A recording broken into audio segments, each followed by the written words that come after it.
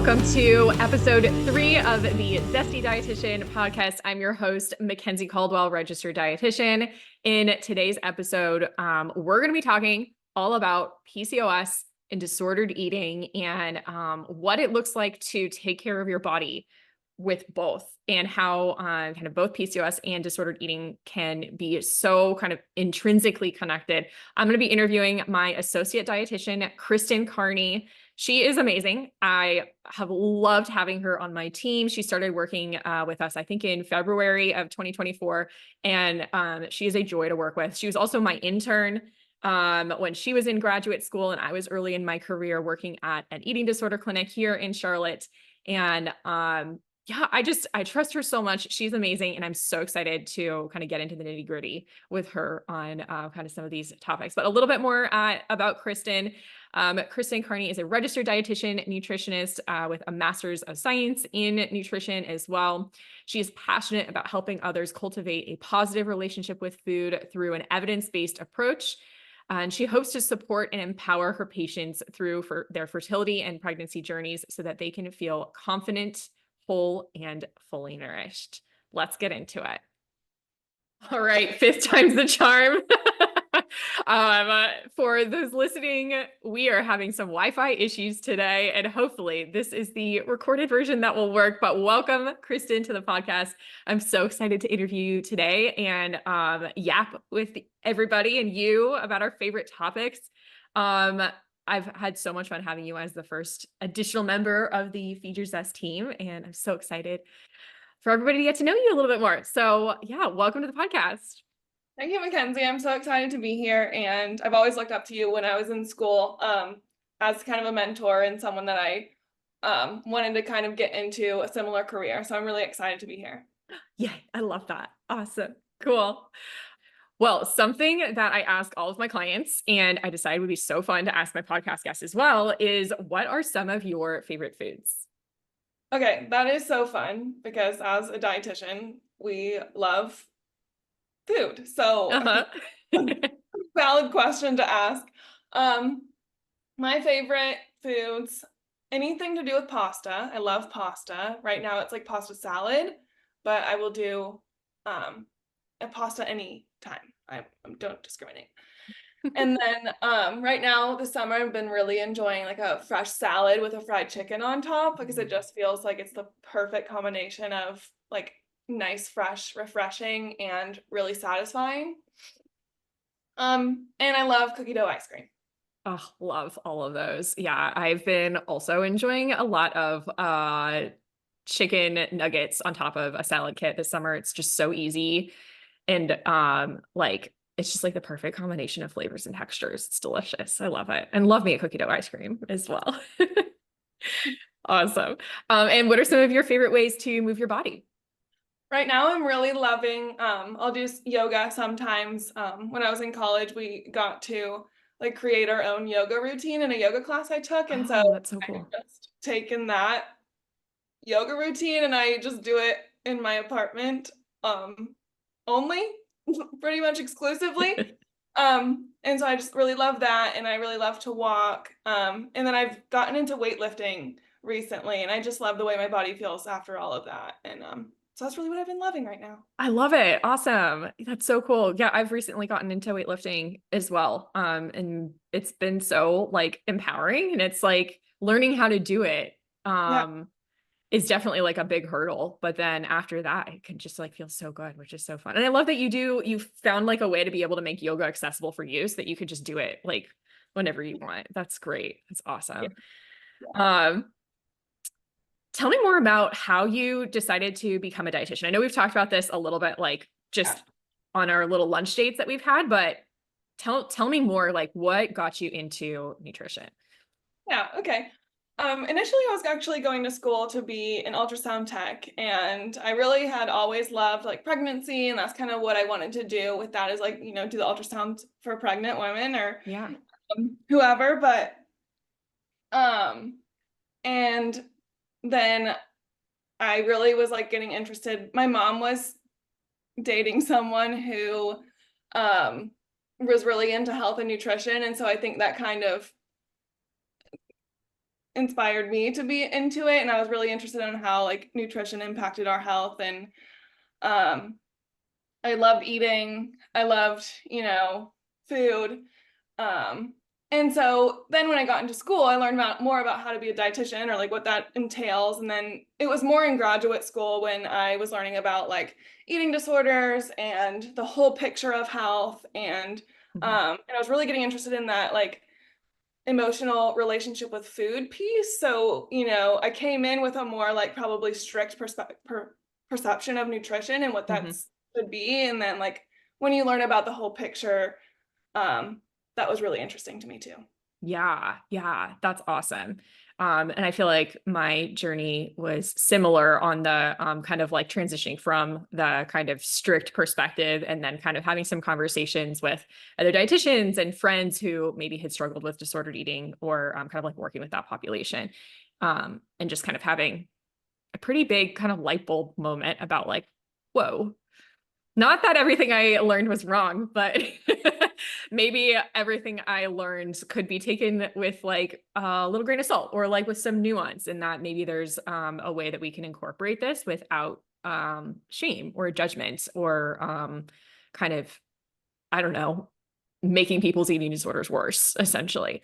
So yeah. But it sounds like your kind of interest in pregnancy and kind of all of that is kind of what got you interested in just like health sciences. Was there anything in particular that kind of like spurred that, or is it just kind of random nerdy?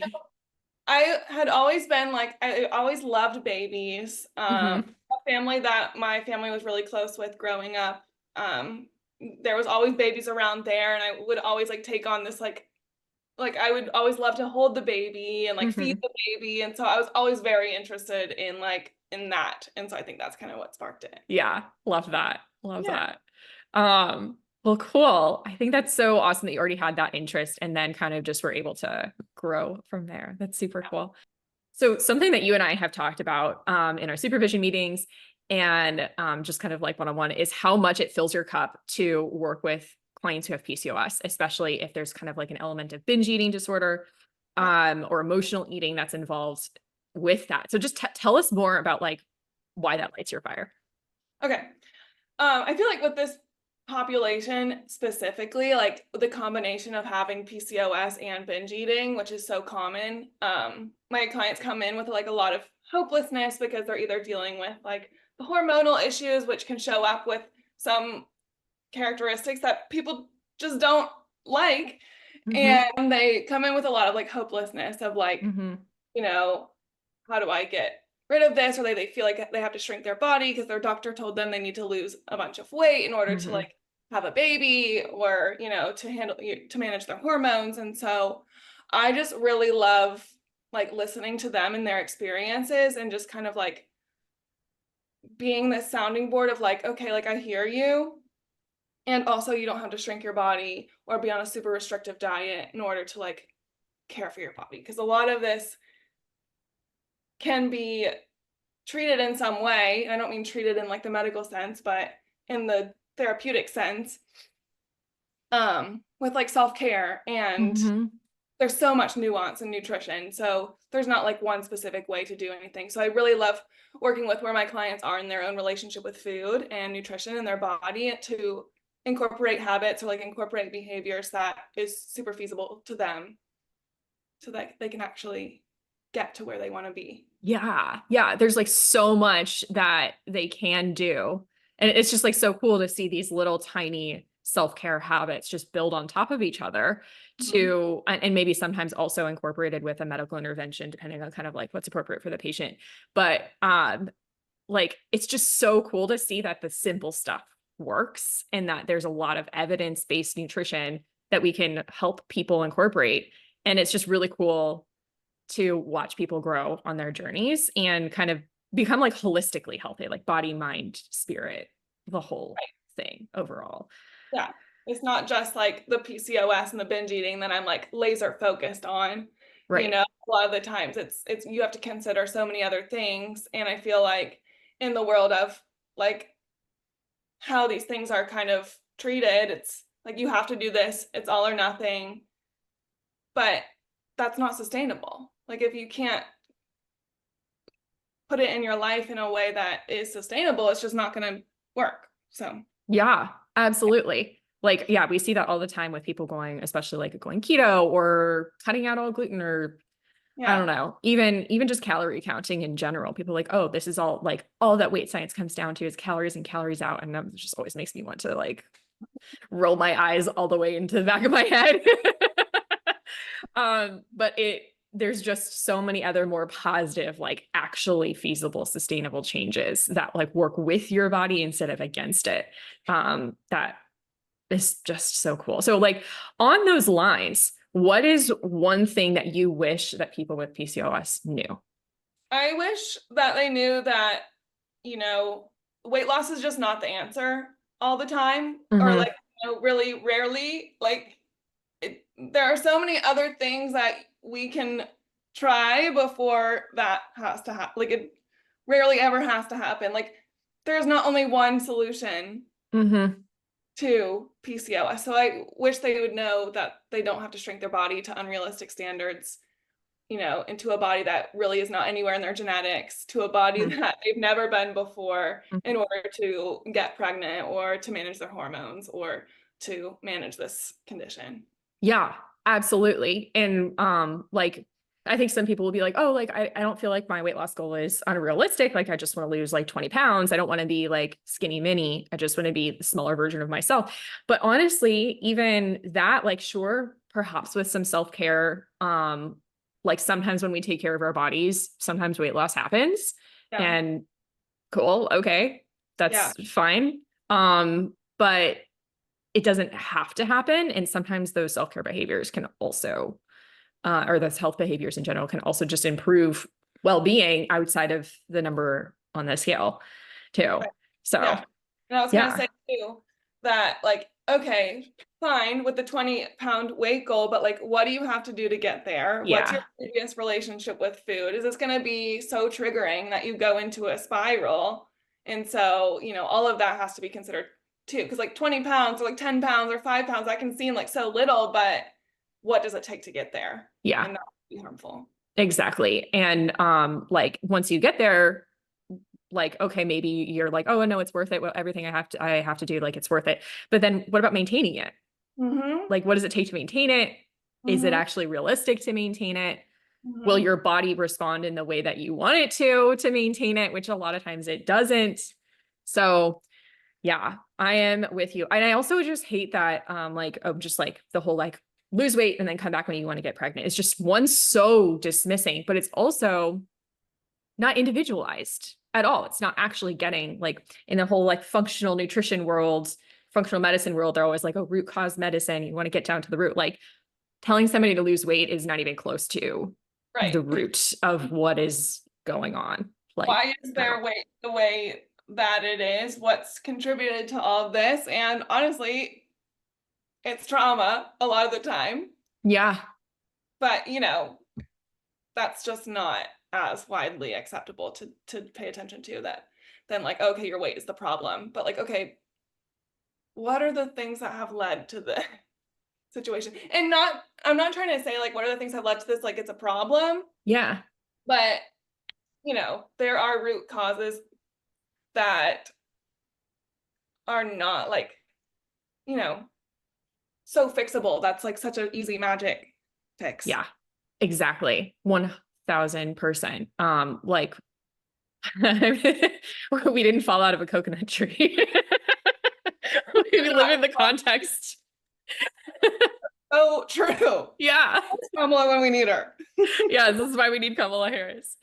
Um, yeah, and I've also noticed a lot of my clients with PCOS have some sort of trauma, and we're seeing that in the research too, that folks who have a history of trauma or especially like they're called ACEs or adverse childhood experiences actually do have an increased risk for PCOS. And yeah, can you like what has been your experience like noticing how trauma affects people's Yeah. bodies and like their relationship with food? It's been so interesting to learn because I didn't know anything about this before working with eating disorders. And then I started working at an eating disorder treatment center. Mm-hmm. And I just kept seeing this pattern of like all of these like kids, like, they're teens, were struggling with these eating disorders, but they had so much going on at home. Mm-hmm. And it's like, of course you can't feed yourself because you're having to live in an environment that's so toxic. Mm-hmm. And so like with that in mind, like our anxiety and like the things that pull us out of our like window of tolerance, Mm-hmm. um, our appetite gets affected by that, and our digestive system gets affected by that because our body's just trying to keep us safe. Yeah. That's what Yeah. Absolutely. And I know you've taken the like level 1 of the embodied recovery training. Is this kind of like some of the stuff that you've learned through that program? It is. And, I didn't know all of that when I was working with eating disorders. Or like in the eating disorder treatment center, it was more of a pattern I noticed, but like starting to work with the embodied recovery more intently, I was really starting to notice like how important it was to just like check in with your body and be curious about the symptoms or like the behaviors that are happening and like nurture them versus like get rid of them. Yeah. Um, Yeah. in a way that I've done that in like my work now is like if someone's like having the urge to binge or something, normally you can feel that. Normally it's a very anxious feeling. And Mm-hmm. so I'll ask like, where is that feeling in your body? And I've had someone, well, more than one, but this particular scenario that I'm talking about is that the feeling was in their stomach and their throat. And I was like, okay, that's interesting, right? It's interesting because I would imagine like, maybe just the stomach, but it was interesting that they brought up their throat too. So I was like, Mm-hmm. okay, what if you just put your hands on those spots and like applied a little bit of pressure and just like sat with that for like 5 minutes whenever you feel this urge to go ahead and binge. Mm-hmm. And, what if that you did that and then we did it in the session and they were like, oh my gosh, I already feel a lot more regulated. And there was no urge to Wow. binge in the session, right? Like we were just talking, but like in the scenario that happened before the session, you know, or in the future, I'll recommend that person do that. And then, if you can wait 5 minutes, do this, sit with it, and then go ahead and continue what you were going to do. At Mm-hmm. least we delayed that behavior a little bit. We sat in that really discomfort, which can be really hard to do. Honestly, 5 minutes is kind of a long time. Yeah. You can do it for 30 seconds even, because that urge is like a quick, there's no logic going on. Logic is Right. out now. Mm-hmm. So if you can sit with that for a little bit and then proceed, just the more that you practice that, the more that you can engage in those behaviors, the easier it can get to like cope with that discomfort. Yeah, absolutely. We're like really focusing on like accepting that this behavior doesn't make sense necessarily. Maybe it does, right? Maybe the person is actually hungry and this is their body responding to hunger or whatever, right? But when it comes down to it, it really is kind of something that has a lot more connection with the nervous system and emotion. And if we can just kind of like let go of the fact that it is not logical and say like, no, it's not, this is fine. And just kind of come back here in the present moment, then we have so much more opportunity to, yeah, widen that window of tolerance and like be able to sit with those emotions. And I know that's something that I've worked on in therapy with my therapist too. And it's been like wildly helpful to understand like what my emotions are and kind of do that practice of like, where am I feeling this in my body and just like let it move through Yeah. me. It's like life changing. Yeah. It's like you put contact in those spots, like it kind Yeah. of comes out into like your hands. Like you can like bring it out into your other parts of your body and it kind of helps it dissipate a bit. Yeah. Yeah. That's awesome. I love that. And no, I've never even thought about like putting some like pressure on it. We know that pressure is just like regulating, like sometimes giving yourself a hug or like hugging another person can be regulating, or that's why people like weighted blankets and things like that. So that's so cool to think about. Um, Yeah, I love that you have that training, that you're incorporating that into your work because it's like so healing. And we are not mental health therapists. This is all kind of done in conjunction with a mental health therapist because and we prefer like referring to therapists who have kind of like some of this embodied approach and like the emotion focused approach, because we notice, or I don't know if you've noticed this, but I've noticed that my clients who maybe have tried therapy in the past, but it's only been like super strict cognitive behavioral therapy where they're just like, the thought appears and they reframe the thought. And then like, okay, and that thought wasn't true, but I'm still feeling the way that I'm feeling. I've noticed that some people have been to therapy and have never even been taught about like how to name their emotions and like working through them and coping skills and things like that, which kind of blows my mind. It's almost like, why, how? How did that not get taught to you in therapy? But when we can kind of like us as dietitians have a little bit of understanding of that emotion focused nervous system approach, and then also work in conjunction with a mental health therapist who has those same beliefs, and then we'll definitely like overlap. And I even have like some patients that there's like a therapist in town that I'll share clients with. This patient will be like, I don't remember if I told this to you or to Sarah, but whatever, I'm going to repeat myself, or like, oh, I thought I told that to you already. And it's kind of funny how much we overlap. I'm sure you love working with therapists. Yeah. No. And when I'm doing this type of work, it's always in conjunction with a therapist. Like I'm always asking, like, do you have a therapist? Because working on nutrition, since your relationship with food is not always about the food, it rarely is. So that is why we as dietitians get into the emotional side a lot. But you're right, like we don't have the full skill set that a therapist does. So it's so helpful to work with a therapist. But sometimes like in the nutrition session, things will come out that they didn't realize, my clients don't realize are impacting them. So then they can go talk about it with their therapist too. And it's just a great partnership. Yeah, 1000%. And then our role really is to kind of take on the food stuff, which I mean, your brain needs food in order to, and like consistent food and like blood sugar stability and all these things to be able to function appropriately. So then you can get the most out of mental health therapy too. So we just like, we love our therapists. We hope that our therapists love us too. Fingers crossed. But that conjunction works so well. And even if you don't have disordered eating, or even if your disordered eating is just kind of light dieting here and there, or anything like that, it still can be super, super beneficial. But yeah, so kind of going back to PCOS specifically, when you first start working with a client with PCOS, what are some of the things that you are looking out for, or some of the first things that you start to work on with them? Yeah, well, I do assess their relationship with food and their relationship with their environment and their body and all of that. But then I'll like go ahead and explain what's going on with like the insulin resistance and the blood sugar with PCOS, because a lot of people don't know how that's affecting their hormones. So I'll go and give them some education around that. And that can be so validating for like, because carb cravings can be so intense, and it can be so validating to understand like, oh, my body's actually like just trying its best.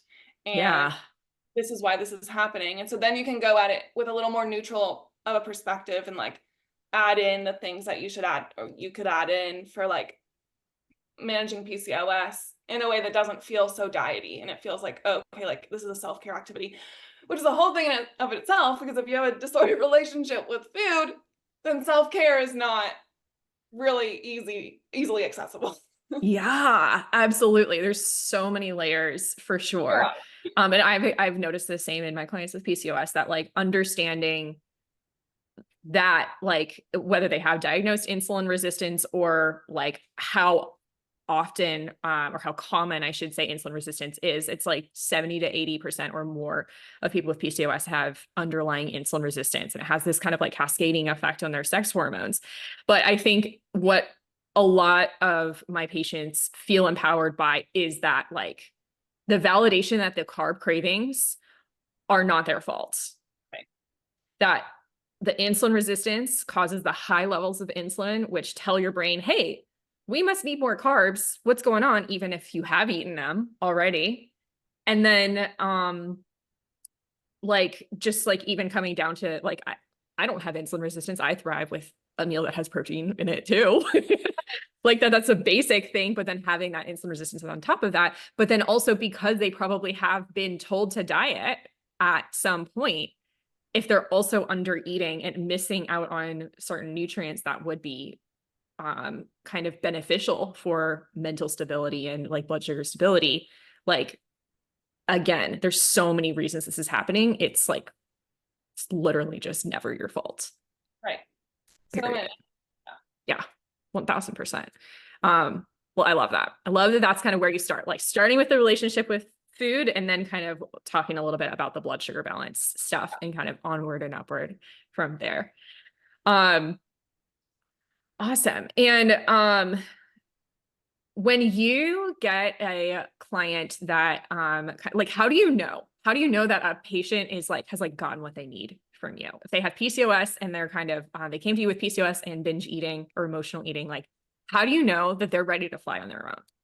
You know, I know sometimes when they'll come back and be like, I've had a client recently come back and be like, I had like vegetables with my meal and it felt very refreshing and I felt so good afterwards and it didn't feel diety at all and it didn't feel like I was being restrictive at all, and I just could really tell how that was impacting like how I was feeling, and I had so much more energy. And it's like whenever you are struggling with restriction or have had dieting in the past, you can't really tell that. You can't, it's just seeing, oh, the good food and the bad food, which Right. whenever people are able to neutralize that a bit and like actually use nutrition as a neutral tactical experience, like that's kind of how I know. Or like whenever they're able to say like, oh, I had this urge to binge or I did binge, and then we can talk about it, and they're like, yeah, I know that was just my body trying to protect me, and this is why this happened, and they're able to kind of like understand what's going on versus just shame themselves. So Yeah, absolutely. So that just like the mind body connection and like the lack of the judgment and just being able to like be in the present moment. That's awesome. I love that. So as we're wrapping up our episode today, kind of as we're talking about PCOS and binge eating and all of these things, what are some thoughts that you want to leave us with? okay. I know that I talked about like the black and white thinking a lot in this podcast too, but I do also want to like reiterate that the neutral feeling, like working to feel neutral, working to feel comfortable, working to a comfortable fullness and satisfied feeling, like that can feel really, really, really unsafe with people. And that's a lot of the time where the binging happens. Like people don't know if they're hungry until they're really, really ravenous, or they don't know if they're full until they're really over sick full.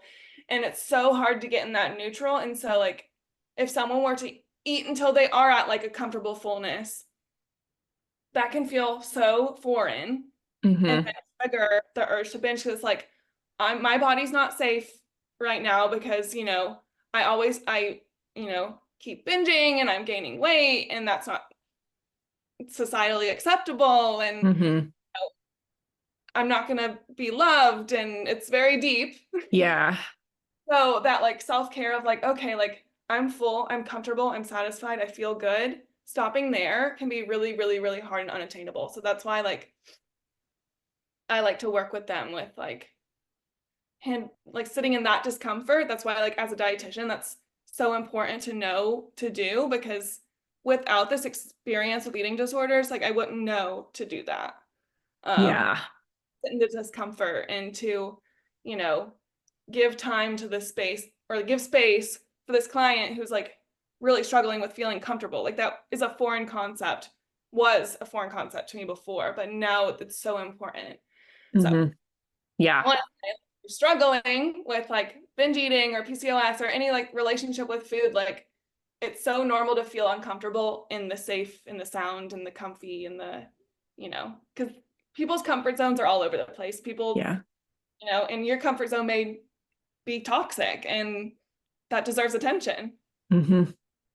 So also I'd like to say that, I think I've probably said this again, like already, but like a lot of people come in with the idea that their body is wrong, that the hunger signal is wrong. Yeah. I just want to validate that your body is quite literally just trying to protect you. And it's learned over time, like how to cope with your environment and what you've been through in your development. And so like now if you're in a place where like you don't necessarily need those coping skills, that would be a good time to work on your relationship with food, because now you're not needing to engage in these disordered eating behaviors to keep you safe, but you may have had to before, and that's completely valid and okay. Yeah. Yeah, absolutely. I just love how compassionate and understanding you are, Kristen. All I can say to everybody listening is that I hired Kristen for a reason. There's just so much that, well, yeah, we've learned so much from you today. But there's just so much that we can do to feel more compassionate towards ourselves and our bodies, and understand that like our bodies are truly wise, and that there's all these protective mechanisms that come up for a wide variety of reasons. And that, yeah, understanding that a lot of this is related to trauma, whether that's big T trauma or little T trauma, like a lot of like just understanding that our bodies are just trying to protect themselves. So really too. I What'd mean, you say? it can just be like you are exposed to diet culture Yeah, growing up. literally. It Yeah. has to be super intense trauma. Yeah. Yeah, exactly. Yeah. And I will say too, like, I know a lot of this was like the compassion piece, like the emotional piece. And, you know, as a dietitian, we obviously our expertise is in like the food and nutrition aspect, but it just doesn't matter unless you have got that compassion foundation. So yeah, that's not a lot. Absolutely. Yeah. And I mean, yeah, there is so much that we do with like medical nutrition therapy, with adding foods in and recommending like tailored supplements and like all of that. And yeah, and I'm the same way. It's kind of like we've got to come down to the root of like the emotional regulation, because it's like that hierarchy. Like, and I talked about this in my first episode on like cortisol and inflammation. Like if we don't take care of that, like underlying basic need of just getting food, period, like the rest of it is, and healing the trauma and all of that, like the rest of it doesn't matter. Yeah. So. And I was even going to say too, like, and it's important, it's interesting to have like it's one thing to have the therapist, like it's important to have the therapist perspective on this, but it's so interesting to have the dietitian's perspective, because going to see a dietitian can be really intimidating. Yeah. And so if you have a dietitian who is in line with a lot of these things, that can be so validating for the client. And they're like, okay, like this dietitian who has all this education on food and nutrition is telling me it doesn't matter if you have broccoli, because your relationship with food is not good, you know, or whatever vegetable or whatever food. Yeah. You know, not a food hierarchy, but it's such a different perspective with the dietitian side, because it can be so overwhelming. Absolutely. Yeah, we really do have that expertise to just kind of like dig deeper into the food side, for sure. Well, awesome. So it's been so fun having this conversation with you. As folks are listening and thinking like, oh, I might want to work with Kristen, where can they find you? Well, if you want to work with me, you can find me on the Feed Your Zest website. Link with Mackenzie for an appointment. But if you just like to follow along in some of my nutrition antics on the socials, you can find me on Instagram, Kristen's Cooking Show. The handle's not, I may change it at some point, but for the time being, it's Kristen's Cooking Show. And then I sometimes post TikToks on Nutrition by K. I love your TikToks. I think they're so fun. I'm so glad. I'll post more. It's like just the essence of Kristen. And it's great. They're so fun. Awesome. Well, thank you so much again, Kristen, for coming on the podcast today. It's been lovely speaking with you, and I hope our listeners are enjoying this as well. But yeah, if you would like to book with Kristen, go to www.feedyourzest.com, and you can fill out the application to work with us, and then request Kristen specifically, because she's great. Have a lovely rest of your day, Kristen. Thank you, Mackenzie. Bye.